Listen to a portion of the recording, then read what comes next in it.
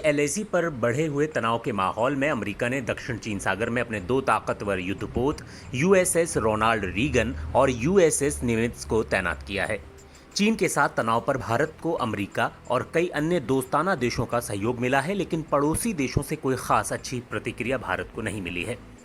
प्रधानमंत्री नरेंद्र मोदी ने साल 2014 में सत्ता संभालते ही पड़ोसी देशों को प्राथमिकता देने की नीति लागू की थी, लेकिन भारत को पड़ोसी देशों चीन, नेपाल और पाकिस्तान और श्रीलंका से जिस तरह अलग अलग स्तर पर परेशानी का सामना करना पड़ा है, उससे लगता है कि इस नीति की पोल बहुत जल्द ही खुल गई है।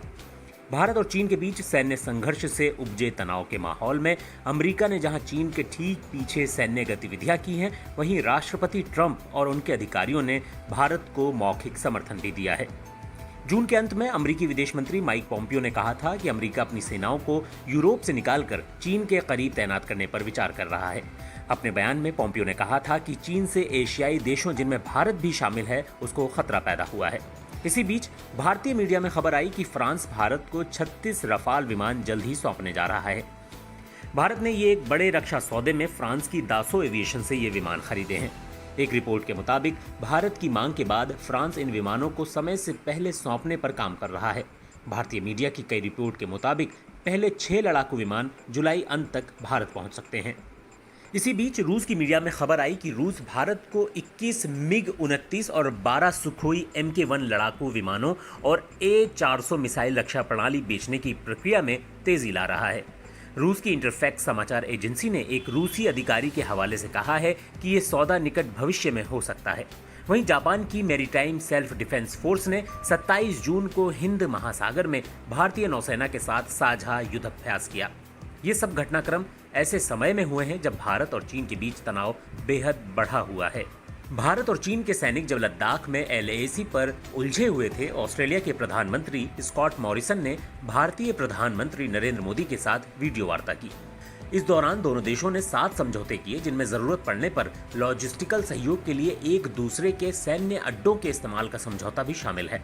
गुरुवार को एक बयान में चीन ने कहा कि एलएसी पर पश्चिमी सेक्टर में हालात बेहतर हो रहे हैं और दोनों देशों के बीच बातचीत की प्रक्रिया जारी है। हाल के दिनों में सीमा पर तनाव कुछ कम हुआ है। चीन और भारत की सेनाओं के कुछ पीछे हटने की पुष्टि रिपोर्ट आई है। हालांकि 15-16 जून की रात गलवान घाटी में दोनों सेनाओं के बीच हुई हिंसक झड़प में 20 भारतीय सैनिकों की मौत के बाद से ही दोनों देशों के बीच विश्वास कम हुआ है। द टेलीग्राफ में प्रकाशित एक लेख में चीन मामलों के विशेषज्ञ मनोज केवलरमानी ने टिप्पणी की है कि पिछले 1 साल में चीन ने अपने आप को हर ओर से घिरा हुआ महसूस किया है और इसी वजह से वो हर ओर आक्रामक हुआ है। बीते 1 साल में चीन ने जो कुछ भी किया है, रणनीतिक तौर पर उसका कोई मतलब नहीं निकलता है। रणनीतिक मामलों के विशेषज्ञ ब्रह्मा चेलानी ने अंग्रेजी अखबार हिंदुस्तान टाइम्स में लिखा है कि भारत के खिलाफ चीन की आक्रामकता का एशिया के सुरक्षा परिदृश्य पर असर पड़ेगा।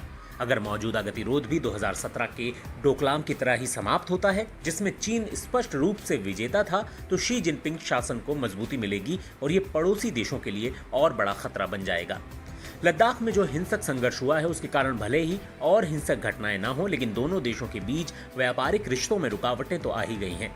चीन और भारत के बीच सालाना 82 अरब डॉलर का कारोबार होता है।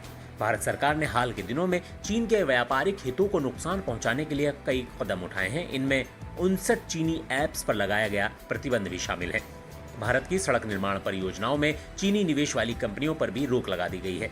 भारत सरकार ने ई-कॉमर्स प्लेटफॉर्म से कहा है कि वो ग्राहकों को ये भी बताएं कि उत्पाद कहां निर्मित हुए हैं। हालांकि लद्दाख संकट से निपट रहे भारत को लगता है नेपाल में चीन के लिए जगह छोड़ दी है। हिंसक संघर्ष में 20 भारतीय सैनिकों की मौत के कुछ दिन बाद ही नेपाल की सत्ताधारी कम्युनिस्ट पार्टी ऑफ नेपाल ने चीन की कम्युनिस्ट पार्टी के साथ वर्चुअल सेमिनार कर पार्टी और सरकार चलाने को लेकर नीतियों पर चर्चा की। जून में नेपाल की सरकार ने नए नक्शे को मंजूरी देने के लिए देश की अन्य पार्टियों का समर्थन जुटाया। नक्शे में शामिल कई इलाके भारत के नियंत्रण में हैं। हाल ही में नेपाल के प्रधानमंत्री केपी शर्मा ओली ने कहा कि भारत उन्हें सत्ता से हटाने की साजिश रच रहा है। ओली अपनी ही पार्टी के नेताओं के विरोध का सामना कर रहे हैं। इसी बीच भारत और नेपाल की मीडिया में चीन की नेपाल में राजदूत हाओ यांकी की सक्रियता की खबरें आईं। रिपोर्टों में कहा गया कि चीनी राजदूत नेपाल की कम्युनिस्ट पार्टी के विपक्षी धड़ों के बीच बातचीत करा रही हैं। वहीं दूसरी ओर भारत की मीडिया रिपोर्ट्स में कहा गया कि लद्दाख में चीन के साथ जारी तनाव के दिनों में पाकिस्तान ने भी सीमा पर गोलीबारी की घटनाएं की। द प्रिंट वेबसाइट में प्रकाशित एक रिपोर्ट के मुताबिक इस साल अप्रैल, मई और जून में पाकिस्तान की ओर से 387, 382 और 302 बार संघर्ष विराम का उल्लंघन हुआ, जबकि बीते साल इसी दौरान 234, 221 और 181 बार संघर्ष विराम का उल्लंघन हुआ था। पाकिस्तान के साथ जुबानी जंग भी जारी रही और पाकिस्तानी प्रधानमंत्री इमरान खान ने कई बार भारतीय प्रधानमंत्री नरेंद्र मोदी की आलोचना की। इमरान खान ने आरोप लगाया कि पाकिस्तान में 29 जून को स्टॉक एक्सचेंज पर हुए हमले के पीछे भारत था। ऐसे माहौल में अगर भारत की पाकिस्तान के साथ कोई बात शुरू भी होती है तो शांति कायम होने की संभावना बहुत ही कम है। वहीं दक्षिणी पड़ोसी देश श्रीलंका ने भी भारतीय विदेश नीति के लिए चिंताएं पैदा की हैं।